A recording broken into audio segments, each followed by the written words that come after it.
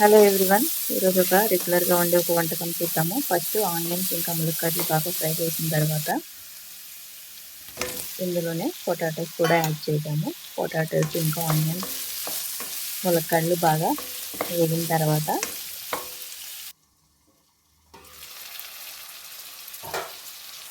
ఇందులో మళ్ళీ వంకాయలు కూడా యాడ్ చేద్దాము. వంకాయలు కూడా యాడ్ చేసి బాగా ఫ్రై అయిన తర్వాత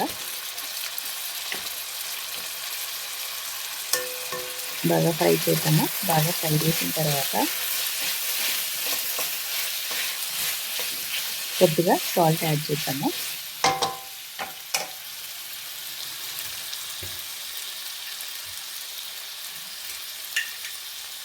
సాల్ట్ యాడ్ చేసిన తర్వాత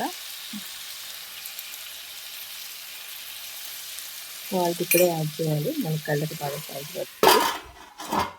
మూత పెట్టేసి కొంచెం సేపు మగ్గనిద్దాము. ఇప్పుడు ఒకసారి చూద్దాము. కొంచెం మగ్గాయి బాగా. ఇప్పుడు కొంచెం కారం,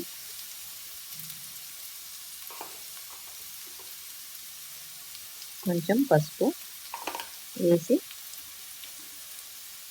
బాగా కలిపిన తర్వాత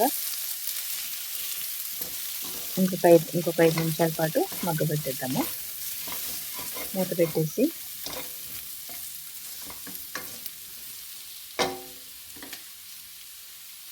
బాగా కలిపి ఒకసారి మూత పెట్టేస్తున్నాను. ఇప్పుడు ఇందులో టమాటాలు యాడ్ చేస్తున్నాను.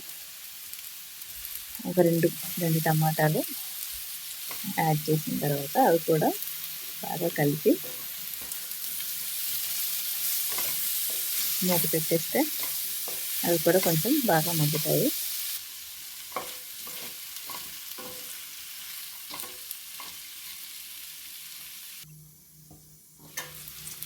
ఇప్పుడు ఇది బాగా మగ్గాయి కదా. ఇప్పుడు ఒకసారి చూద్దాము. బాగా మగ్గినట్టున్నాయి.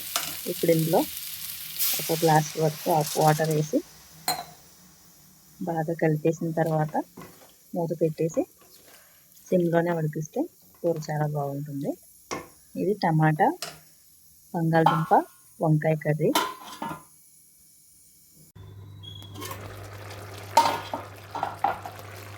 టెన్ మినిట్స్ బాగా కొంచెం దగ్గరగా అయిన తర్వాత కర్రీ అంతా ఇలాగ సిమ్లో పెట్టుకోండి. ఇలా సిమ్లో పెట్టిన తర్వాత చూడండి కర్రీ అయిపోయింది. చాలా టేస్టీగా ఉంటుంది. నచ్చితే సబ్స్క్రైబ్ చేయండి. Thank you.